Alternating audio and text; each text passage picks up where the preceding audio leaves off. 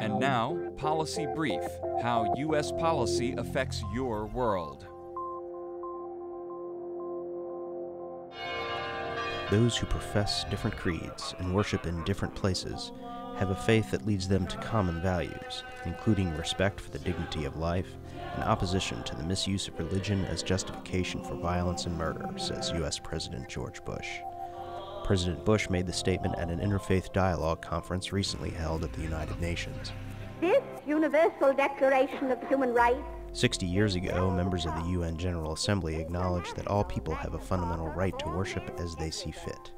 The General Assembly recognized that right when it adopted the Universal Declaration of Human Rights. The Declaration proclaimed that every person has the right to choose or change religions and the right to worship in private or in public. President Bush noted that the United States continues that tradition by making religious liberty a central element of its foreign policy. We strongly encourage nations to understand that religious freedom is the foundation of a healthy and hopeful society. We're not afraid to stand with religious dissidents and believers who practice their faith even where it is unwelcome. Mr. Bush said that over the 8 years of his presidency, he has seen how freedom and faith can lift up lives and lead the world toward peace. He expressed appreciation to the nations participating in the interfaith dialogue at the UN.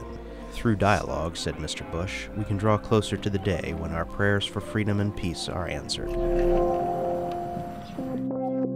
That was Policy Brief, how U.S. policy affects your world.